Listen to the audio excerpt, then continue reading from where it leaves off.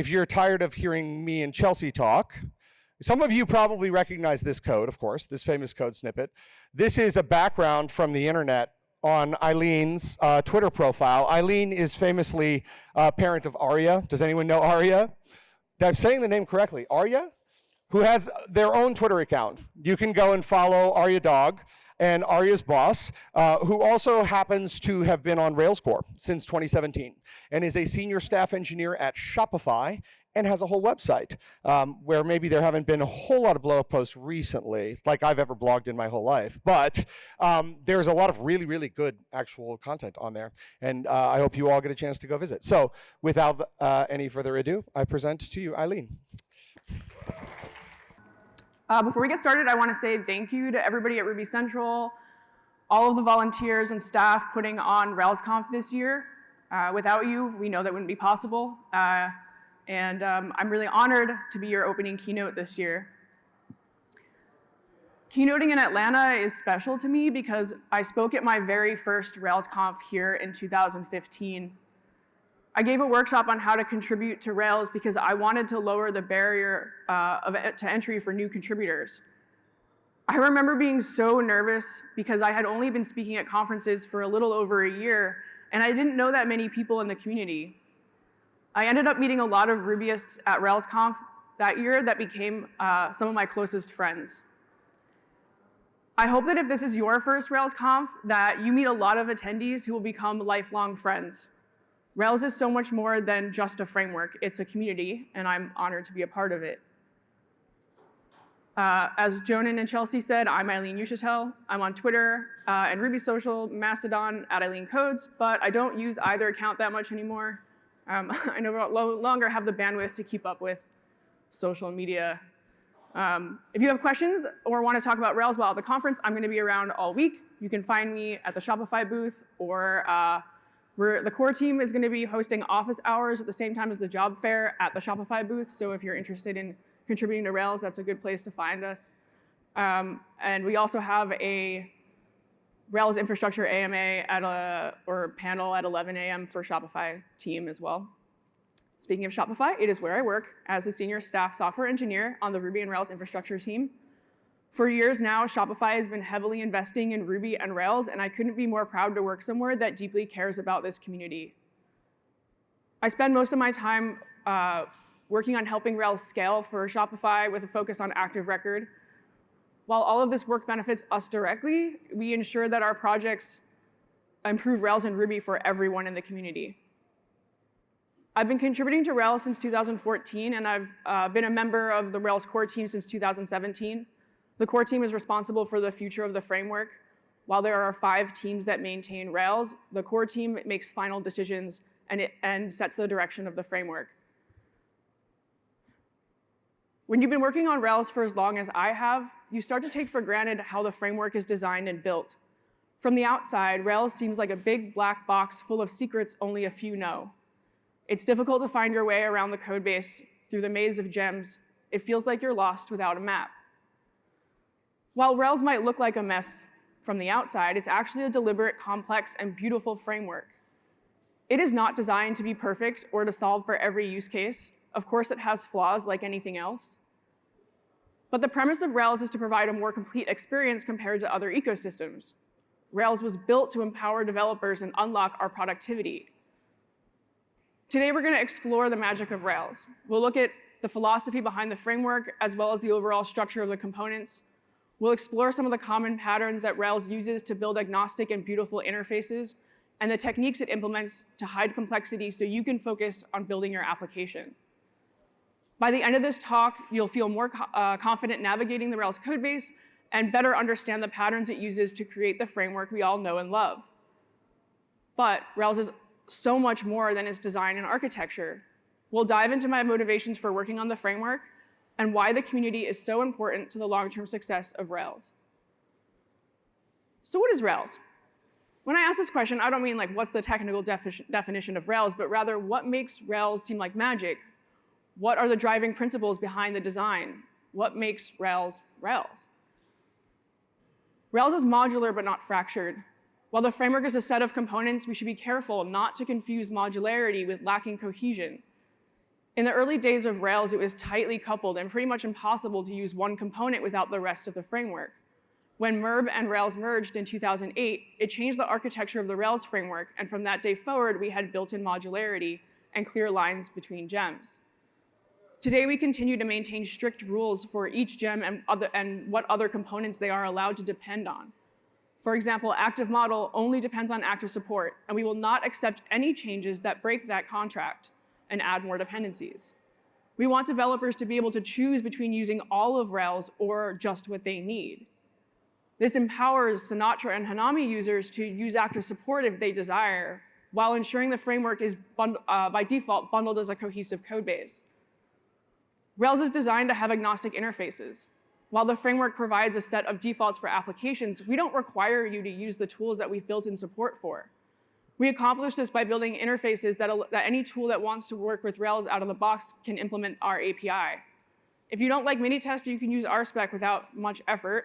If your application requires SQL Server instead of one of the default supported databases, you only need to add the gem and update your database configuration. Active Record will do the rest. We've implemented similar interfaces for filed upload services in Active Storage and job queues in Active Job. These agnostic interfaces require that external gems work with our provided APIs, but the upside is it empowers you to make decisions about your application. And the best part is you can change your mind mid-development without rewriting all of your existing code. The Rails framework is unique in that a lot of its functionality has been directly extracted from existing applications. The very first iteration of the codebase came out of Basecamp Classic. Since then, we've extracted multiple database behavior from GitHub. Sharding functionality was influenced by Shopify's monolith. Even smaller features have been directly extracted from our applications. Earlier this year, my team at Shopify upstreamed handling for database query warnings, a feature that we've seen many applications implement on their own previously. Because we built and designed Rails based on real needs of production applications, we can ensure that new features in the framework are stable, resilient, and performant. We try out APIs and see how they look and feel before they become a permanent part of the framework. This is especially important because once a feature is released, it can't be removed or changed without deprecation. We want to avoid unnecessary churn or an API that doesn't feel quite right. Extracting functionality that we've proven out in our applications is a great way to build reliable and solid APIs. There's one thing that's hard to deny, and it's that Rails has aesthetic taste. You might not love the aesthetic, but it's hard to argue that Rails isn't aiming to create beautiful, simple, self-documenting, and easy-to-use APIs. The core team spends a lot of time debating the interfaces that applications will consume. We will endlessly discuss the right words and how to use them, not because we love bike shedding, but because we want new features to feel like they belong in Rails. The framework's interfaces are not accidental. They're deliberate and focused on look and feel above all else. You might be wondering then, if Rails cares so much about aesthetics, why is the code base so difficult to navigate? Why is it easy to get lost in the framework internals if Rails cares so much about your experience? Well, this is because Rails cares more about your application than it does its own internals. The framework will gladly take on complexity so that you don't have to. To build your application, you don't need to know how to parse the database YAML, how to connect to those databases, how to talk to WebSockets, how to implement a test harness, or how to build an image uploader. Rails will handle all of this and more for you so that you can focus on building your application. We take on the burden of tedious and mundane tasks. Why should you need to write the same boilerplate functionality for every application you build? Why should you even need to think about the MySQL command for creating a database table when all you really want to do is get up and running for your future customers? The way Rails hides complexity is a feature, not a bug. Rails is, of course, not simply defined by these 5 tenets that we just talked about, but they represent the motivations and goals of the core team and how we think about the framework. The architecture of Rails didn't happen by accident. The way it's built is a deliberate choice to abandon certain ways of doing things in order to optimize for the human experience of building web applications. Because of this, the Rails codebase can be incredibly difficult to navigate. There is no one person on the core team who understands how every feature in Rails works, but because we all understand the patterns that govern development, we can figure out pretty much how anything in the framework is implemented. Once you understand how it's designed and architected, finding your way around becomes much easier. So most of us know this by now, but Rails is made up of 12 components seen here. It started out with just 4 of these gems: Active Record, Action Mailer, Action Pack, and Rail Ties. Out of the 12 current components, 4 are original, 3 are extracted, and 5 are additions. The decision to add new components doesn't happen often. We want to be mindful about what does and does not end up in the framework, because anything that we add needs to be maintained by the core team. There's 12 of us, and while that would sound like we have 1 person per component, it doesn't quite work out that way. Each one of us on the core team has an area of expertise, but none of us are the owner of any particular component. One of the things that comes up often when talking about how Rails is designed is, what is the significance of the naming convention? Why are some gems prefixed with active and others with action? And you might be wondering, why does Rail Ties not follow that convention? The libraries that are prefixed with active are generally ones that support backend behavior. These include Active Record, Active Support, Active Model, Active Job, and Active Storage. They are all responsible for doing things behind the scenes. The naming convention was originally influenced by Active Record because it was named after the Active Record pattern that existed already, so it made sense to use the same name for all the other backend components. We then wanted all the gems to follow a similar naming convention, so action followed active to indicate the parts of the framework that support user-facing behavior, where users are taking an action. These are Action Mailer, Action Pack, Action View, Action Cable, Action Text, and Action Mailbox. The rule for how to name a framework is sometimes a little blurry. You could argue that Action Cable isn't necessarily as user-facing as this diagram implies, but hardly any name for something is perfect. Lastly, the piece that ties everything together is Rail Ties, hence its name. A railroad tie is one of the cross braces that supports the metal rail on a railroad track, so it made sense that Rail Ties would not follow the action and active naming convention, since it is the thing that ties everything together. Rail Ties is the part of the framework that defines the Rails constant and is our entry point into any Rails application. One important thing to know is that while Rail Ties is the core of the framework, none of the gems in Rails depend directly on it. This is what allows you to use parts of Rails without committing to using the entire framework. The modularity of Rails is a conscious choice to give you the freedom to use only what you want. Rails implements a bunch of common patterns and techniques to build the interfaces and APIs that applications will consume. Ruby on Rails makes heavy use of factory patterns, inheritance, metaprogramming, and uses a series of hooks and callbacks to control the load order of components and their configuration. Navigating Rails code can be difficult because it's taking on a lot of complexity in order to provide consistent interfaces and simple APIs. However, the techniques that Rails uses enables the framework to provide an application development experience unmatched by any other framework. Let's first look at how the components interact with Rail Ties to get a better sense of the role it plays in the initialization process and how it ties the framework's components together. The entry point from an application into a component is Rail Ties. Any gem that needs to hook into the initialization process will contain a file called railtie.rb. This is where we define the load hooks for the framework, which will apply configuration and settings to the application. In addition, in your application, when you see the config environments and config initializers in your app, that's how railties hooks into the components. Not every component implements a railtie. It depends on whether the gem needs to extend or modify the initialization process. External gems that need to interact with initialization and configuration will also provide a railtie file and hooks. Think of it as an API for hooking into Rails while an application is booting. The railtie functionality in a component can only be used within a Rails application. If you're using Active Record with Sinatra, for example, you're going to need to apply that configuration yourself. Some of the things that just work out of the box with Rails when you're using the whole thing need to be manually implemented if you're using individual components.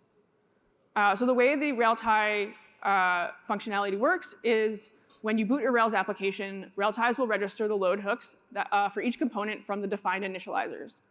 Then it waits until each component is loaded, and then once they are done loading, the hooks that were registered before the application was booted will then be run. Railtie initializers are run in the order they are defined. Therefore, anything in your application will run after Rails initializers. This functionality also enables lazy loading Rails components, which makes boot time faster. Let's take a look at some of the code to see how this works in practice. If you look at a railtie.rb file in any of the components, you'll see that they define a bunch of initializer hooks that look something like this. If we take a look at the definition in Rails, we can see that this initializers take two arguments, a name and an options hash. The name is simply used as an identifier, and the only options that are accepted are before and after, which can be used to control the load order, the order that the initializers are run in. In most cases, we don't set any options because we want the initializers to run as they are defined.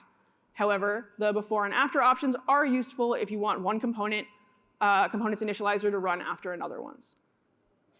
another different component. Initializers take a block which returns the application that you're working on. This can be used to interact with methods defined on the application object or access the config object as seen here. With these initializer blocks, you'll often see an onload hook that tells Rails to register an action, but wait until a specific component is fully loaded to call the code inside the initializer. Onload hooks apply a configuration lazily by registering a hook that will be called when the library is loaded.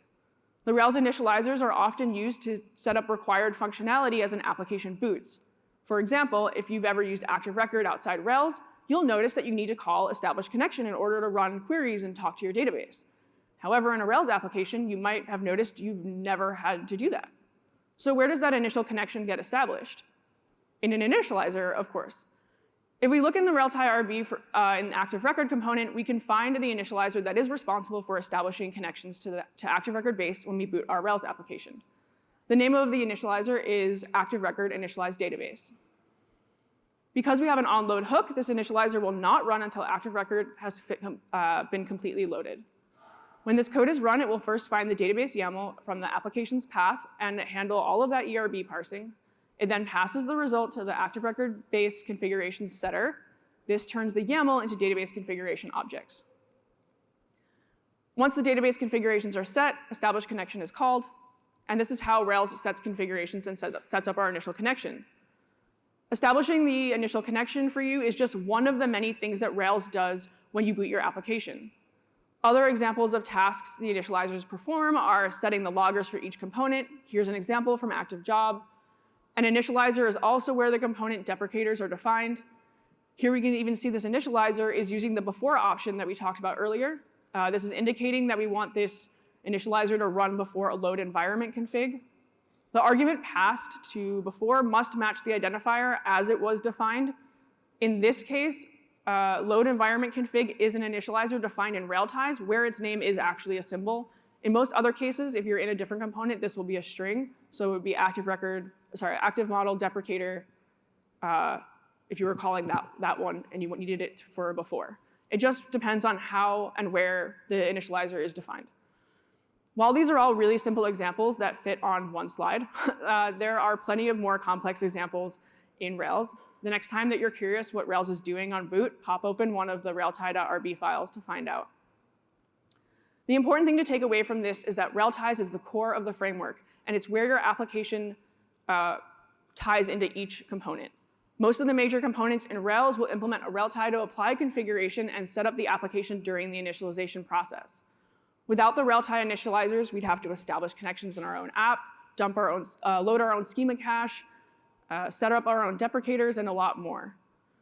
The role of railties is to handle configuration and initialization for you so that you don't have to think about all of these moving parts. Rails uses the initializers with onload hooks to control the load order and ensure that the hooks are run at the right time. It prevents a component from being loaded too early and is one of the ways we ensure that Rails configuration doesn't override application configuration. Lastly, railties enables components to interact with other components without making them dependencies. Because the railtie waits until a component is loaded to call its code, we can define behavior for when a particular gem is available in another component. For example, Active Job will set query log tags only if Active Record is loaded. If it is never loaded, we don't create an unnecessary dependency between Active Job and Active Record. While we only looked at a couple examples, this just barely scratches the surface of the power of load hooks. The next time you're wondering where configuration is coming from, look in the component's railties for the answer.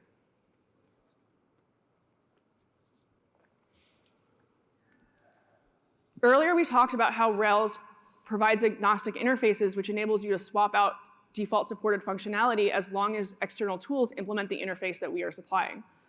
An example of this is how Active Record database adapters are implemented. By default, Rails provides support for 3 database adapters: SQLite, MySQL2, and Postgres.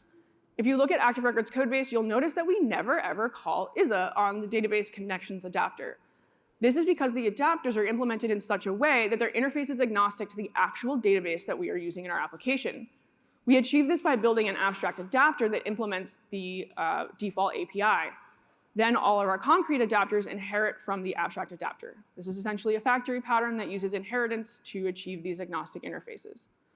The way this works is the abstract adapter defines the interface. You should never interact with the abstract adapter directly in your application because all the adapters answer to the same methods. You should only ever interact with one of the concrete adapters like Postgres adapter. Each concrete adapter then inherits from the abstract one and therefore defines the same interface through that inheritance. The default behavior for each method is stored on the abstract class, since that defines the interface. Concrete adapters, including ones external to Rails, are required to inherit from the abstract adapter to get the shared interface and implement the same public APIs. The pattern we use to create agnostic interfaces means that in Rails we can call a method like supports foreign keys, and we never have to check what adapter we have.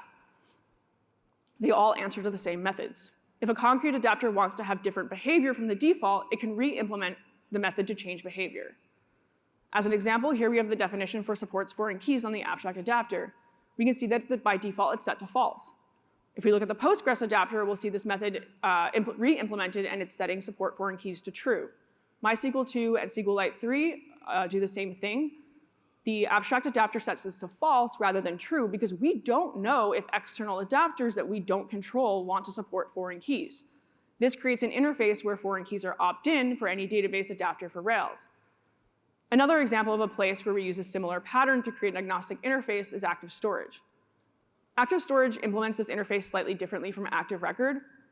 Here we have a class called Service, and that's equivalent to our abstract adapter.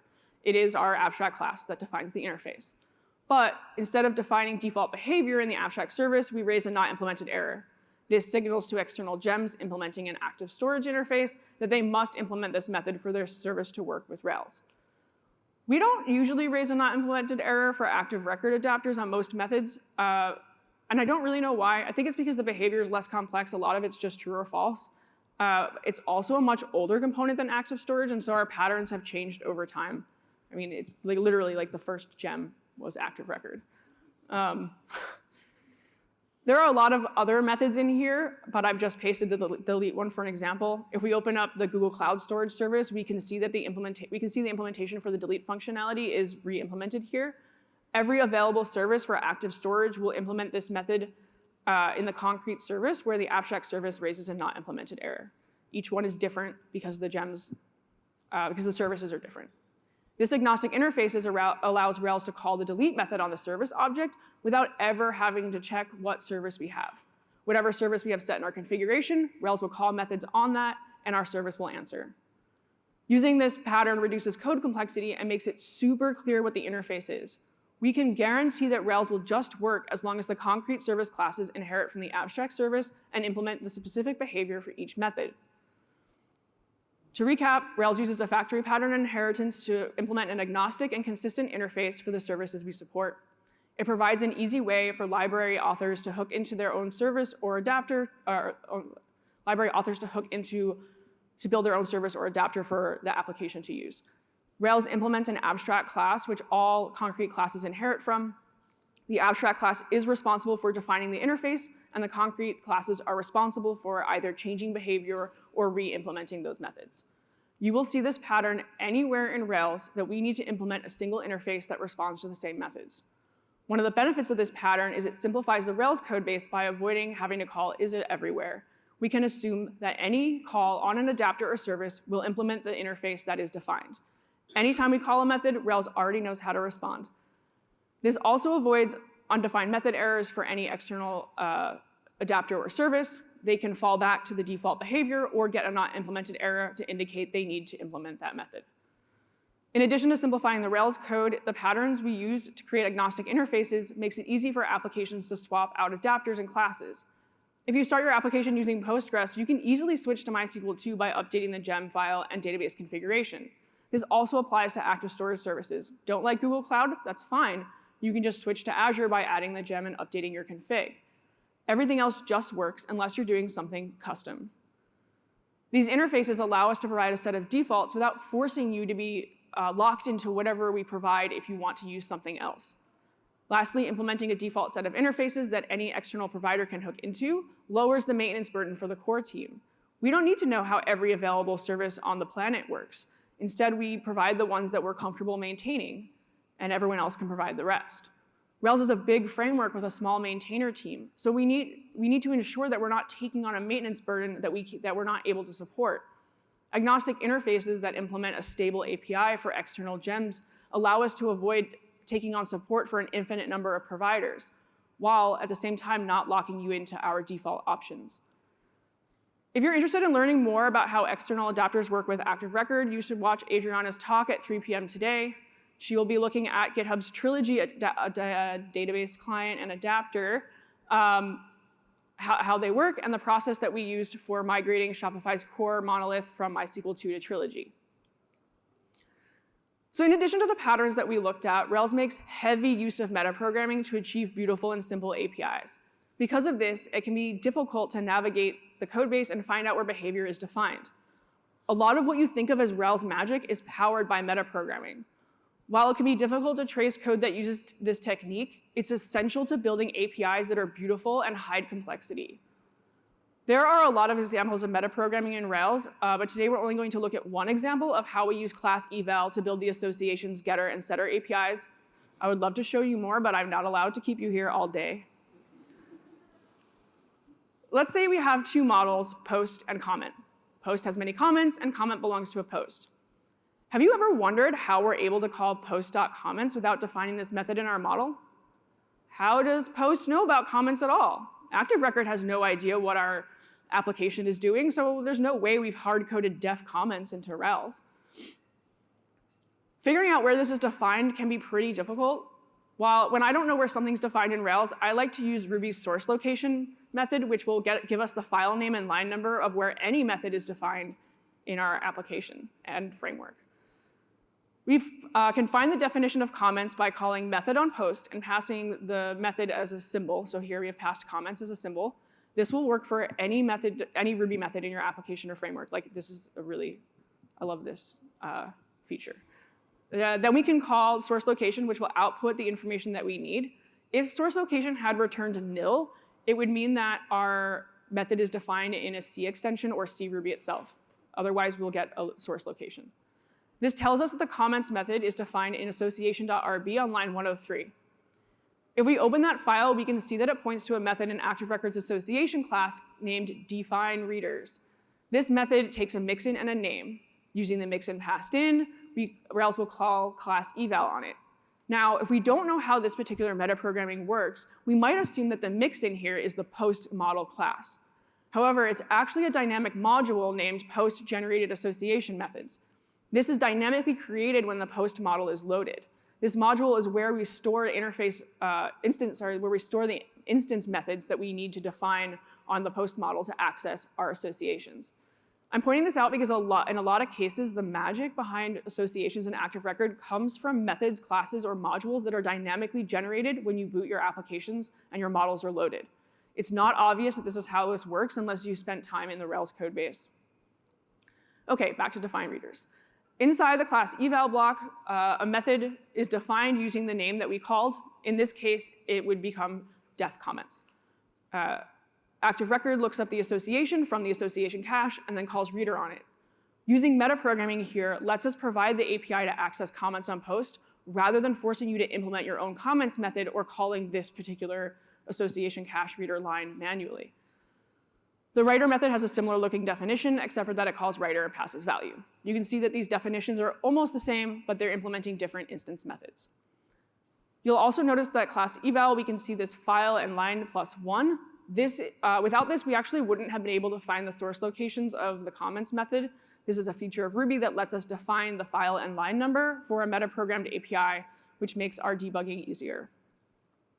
There are a lot more methods that are dynamically generated when working with associations in Rails, but we can't cover more of them today. My hope is that by showing you how this little bit of metaprogramming works to build one beautiful and simple API, the next time, this will feel less like magic when you're working with an association. Association accessors are just one example of how we use metaprogramming in Rails to provide your application with beautiful, simple, and clean APIs. Without utilizing this functionality, we would not be able to have methods like post.comments in active record. Metaprogramming makes Rails a lot more complex internally, but the trade-off is it enables us to hide complexity from your application. The alternative would be running your own queries and defining your own comments getter and setter. It doesn't sound very fun, does it? Rails doesn't want you to have to do that yourself. We want to provide you with sensible, self-documenting, and simple APIs that just work. It's the beauty of Rails, and it's where a lot of the so-called Rails magic comes from. We use metaprogramming techniques throughout the framework, like method missing, class eval, instance eval, define method, generated modules, and much more.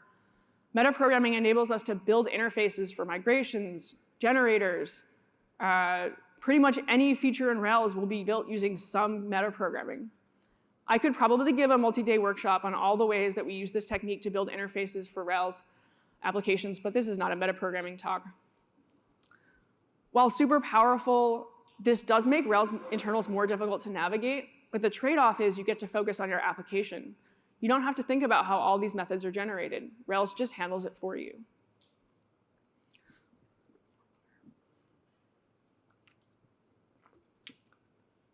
When I first started building Rails applications, I didn't know how any of the Rails internals worked. I had no idea how Rails was architected, the role that Railties plays, how we use metaprogramming, or how we use common patterns to create agnostic interfaces. I had no appreciation for how Rails is designed and built. In the early days of working on the framework, I had no idea what I was doing. I got stuck often, I made mistakes, I got frustrated, but I found contributing to the framework exhilarating. For me, Rails is so much more than just a framework, because it's played a huge role in my life and career. I've met some of my closest friends through the Rails community. This framework challenges me, it motivates me, it's a part of me. I was first introduced to Ruby on Rails in 2010. I was working at a web development agency building Flash ads and WordPress sites for various clients. We started getting requests for sites that needed more than WordPress could provide, so we began building some applications in Ruby on Rails. As soon as I started working on Rails applications, I felt like I had a superpower. Everything seemed so much easier to me than other languages and frameworks. Something about it just made sense. But I had no formal computer science training and was entirely self-taught, so learning Rails was going at a slower pace than I wanted. I knew that if I took a class, it would jumpstart my understanding of how to build more advanced Rails applications. So in 2011, I attended a week-long Ruby and Rails intensive workshop at Big Nerd Ranch. After that class, I was absolutely enamored with Rails. For me, writing Rails was so different from writing PHP. It felt like it was designed for how my brain worked. I loved how expressive and productive Rails made me. After learning Rails, I changed jobs because I only wanted to build Rails applications going forward. I continued to fall in love with the framework and eventually started thinking about how I could be more involved in the community. I genuinely wanted to contribute to the framework to fix bugs and improve it, but I didn't think I was good enough to do that. Everyone on the core team seemed so smart and talented, and I had just learned Rails a couple years ago. What did I know? I didn't know the first thing about how the internals worked. I had a goal to contribute, but I didn't know how to get there. In 2014, I spoke at my first Ruby conference in Salt Lake City. I gave a talk on how Active Record isn't magic. It can't always build performant queries for you, so it's important to pay attention to what SQL is being generated. I was so nervous to give this talk because Aaron Patterson was in the audience, and he's an expert on Active Record. I remember thinking, like, what if I don't know what I'm talking about and I'm entirely wrong about how this works? If you've seen any of my previous keynotes, you know this story by now. It turned out that I had found a bug in delete all, and Aaron offered to help me fix it. The screenshot on my Twitter profile is the first code I ever touched in Rails. That's why it's there. Shortly after that conference, I made my first contribution to Rails. It was exhilarating to be giving back to the framework that changed my career trajectory. In 2015, I gave a workshop on how to contribute to Rails at RailsConf here in Atlanta. It was my first RailsConf ever. I remember walking into the conference and being absolutely intimidated by the sea of unknown attendees. I ended up meeting a lot of great people, many of whom I now call good friends. While it was early in my Rails career, that RailsConf highlighted for me what the community meant. Everyone was so welcoming and friendly. One of the sessions that year was a panel with the Rails core team. Since I wasn't yet on the team, I watched envious of everyone on stage because I wanted so badly to be a part of that. I didn't want to be on the core team for fame or power. Instead, I wanted to influence the framework's direction. I wanted to challenge myself. I wanted to push the boundaries of what everyone thought Rails could do. I wanted to give back to the community that gave me so much more than just a job. In 2017, I was invited to join the core team. I'd been working on Rails for 3 years and focused most of my work up to that point on improving performance in Active Record and the test frameworks. I had also built the system testing functionality for Rails 5.1, which provides a wrapper around Capybara so that applications were required to implement less setup for browser testing. When I was invited to join the core team, I was working at GitHub and started implementing multiple database behavior into Rails. I saw this as something that Rails needed to continue to be a choice for developers, so I pursued that work. Since then, I've been working on improving Active Record's database support to handle more advanced needs like sharding, automatic database switching, and more.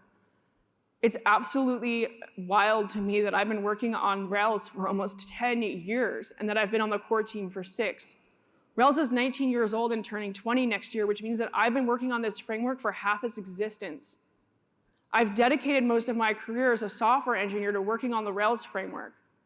Today, I remain on the core team and choose to spend my time working on the framework for many reasons. I work on Rails to advance the framework.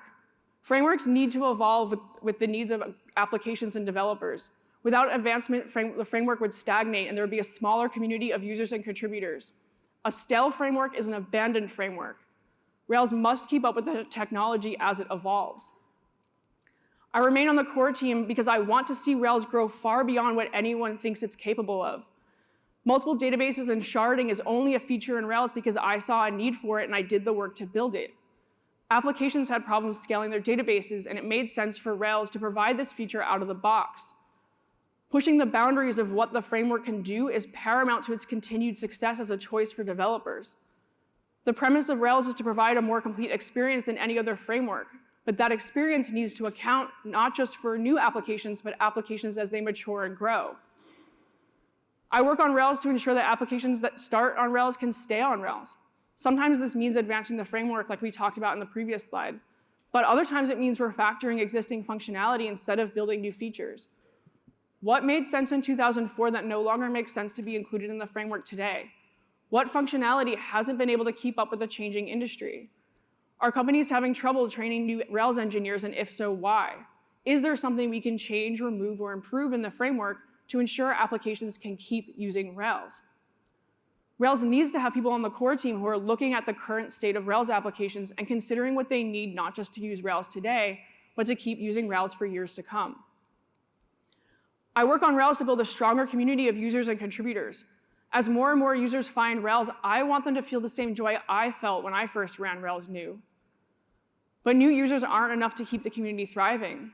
We also need new contributors so that we have fresh ideas and understand the novel problems that we haven't seen before. Everyone working on Rails has different motivations and priorities, and so we need contributors who are interested in areas that we don't have covered. I work on Rails and I'm on the core team so I can take an active role in shepherding our contributors. I love it when I see a new name, a first-time contributor on a pull request. It means that they took time out of their day to fix something and make Rails better. I want to be there to nurture new contributors who are willing to keep coming back. I work on Rails and I remain on the core team because it's where I can have the biggest impact on the future of Rails and the community. I want to see the framework continue to grow and support applications of all sizes and maturities. I want to see the Rails community thrive. While I work for Shopify, and part of my job is to ensure that Rails supports our applications, my allegiance is to the framework and to the community. I am not on core for the other people on core, or because it makes me feel cool, or because Shopify pays me to work on Rails. I'm on the Rails core team because I want to make this the best damn framework possible.